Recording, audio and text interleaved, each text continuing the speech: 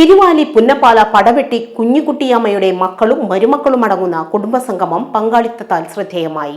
ഇത് രണ്ടാമത്തെ സംഗമമാണ് നടന്നത്. പി ശശികുമാർ അധ്യക്ഷത വഹിച്ചു. ചടങ്ങിൽ കെ പി ഷാജി റിപ്പോർട്ട് അവതരിപ്പിച്ചു.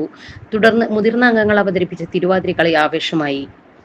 തുടർന്ന് കുടുംബാംഗങ്ങൾ അവതരിപ്പിച്ച വിവിധ കലാപരിപാടികളും അരങ്ങേറി. P Jayashankar, P Krishnadas, P Balathilakan തുടങ്ങിയവർ നേതൃത്വം നൽകി.